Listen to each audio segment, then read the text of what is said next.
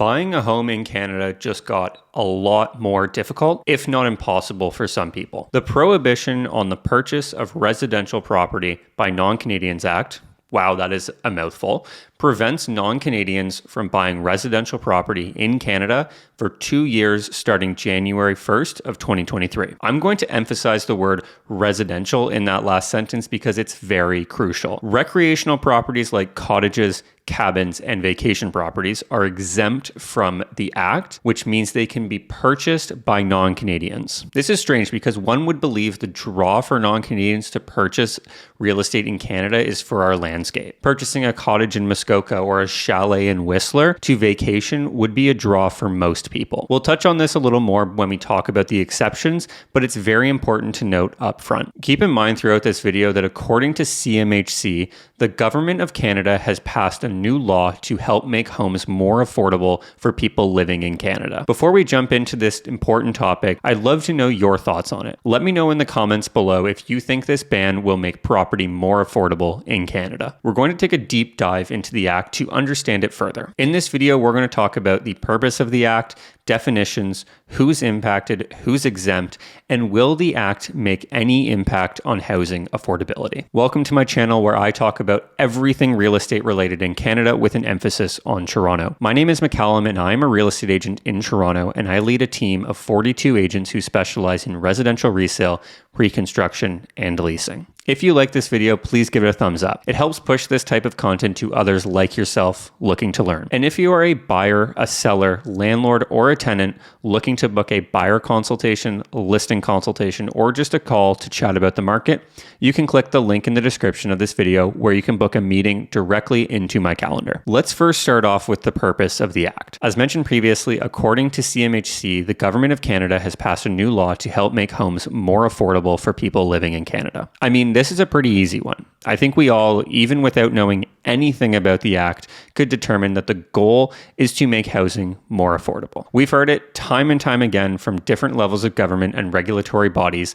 that they want housing to be more affordable. This law imposes a fine for people who violate the prohibition. Non-Canadians that violate the prohibition, or any person or entity that knowingly helps, can be fined up to $10,000. If you yourself violate the Act or assist someone in violating the Act, you will be fined up to $10,000. This goes for real estate professionals, mortgage brokers, lawyers, etc., not just individual buyers. Moving into the definitions. With any act or new law, there are always definitions, so let's go over those. A non-Canadian, according to CMHC, for the purpose of the Act, is someone who is not a Canadian citizen, not a permanent resident of Canada, and not a person registered under the Indian Act. That's the individual side of the definition. We also have to determine the definition for corporations because we can buy property as a corporation. The Act applies to corporations based in Canada that are privately held, not listed on the stock exchange in Canada, and controlled by someone who is a non-Canadian. Just as we needed to define non-Canadian, we also need to define residential property. The Act defines residential property as buildings of up to 3 dwelling units and parts of buildings. Essentially, what that's saying is you can purchase multi-unit properties. This Act is in place, however, there are exceptions. And when I say exceptions, I mean there is a laundry list of people and properties which are exempt. So who is exempt? Temporary residents studying in Canada, temporary residents working in Canada, refugees,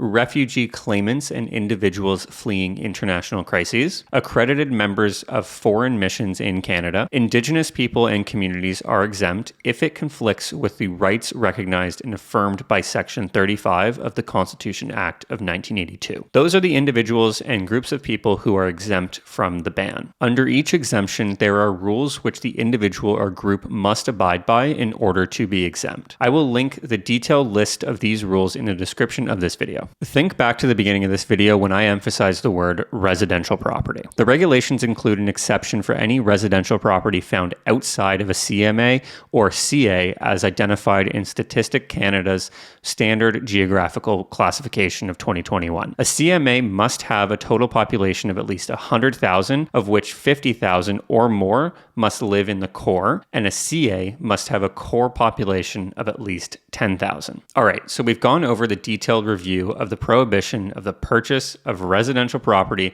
by Non-Canadians Act. Now it's my turn to voice my opinion. Let's start off with a softball. According to CMHC, the purpose is to make housing more affordable for Canadians. But will it? No. Flat out, no. This ban on foreign buyers will not make housing more affordable in Canada. Let me elaborate. First off, you learned in this video that there is a laundry list of exceptions. Now, what percentage of homes bought in Canada in 2020 were purchased by the definition of a foreign buyer? Under 6%. Under 6% of homes sold were purchased by foreign buyers. In Toronto, that number is closer to 4%. That is such a small number that we cannot reasonably expect housing prices to drop if foreign buyers are removed from the equation. Not only can we look at percentages, but we also have stats and learnings from another country who banned foreign buyers. New Zealand banned foreign buyers in 2018. Prior to 2018, 2.9% of home buyers were non-residents. That number has since dropped to 0.4%. Great, right? They reduced the number of foreign buyers, which according to the Canadian government will reduce housing costs. Wrong. Housing prices in New Zealand have continued to soar, reined in only by this year's interest rate hikes. I really like the way Chief Economist at the BC Real Estate Association, Brendan Ogmanson, phrased his thoughts, so I'm going to quote him directly. I think this is very much a political policy more than an economic policy. A lot of the public has been convinced over the last few years that it's foreign investors and foreign money that are driving home prices, rather than what's actually doing it: low rates and very low supply. Only time will tell if this ban on foreign buyers will have any impact on housing prices, but I'm not optimistic about it making housing more affordable. I hope you found this video informative. If you gain even an ounce of value from this video, please like, subscribe, and click the bell button to be notified when I release another video. I want to be a resource for those seeking answers, and the more you interact with my videos, the better the YouTube algorithm will work for me and push this type of content to others like yourself looking to learn. As a final comment, just last week, someone from the US called me out of the blue because she was interested in purchasing a property in Canada and had no idea of this ban. I spoke with her over the phone and determined pretty quickly that she would not qualify for any exemptions. The result? She's going to wait 2 years until the ban expires, and then will purchase real estate in Canada.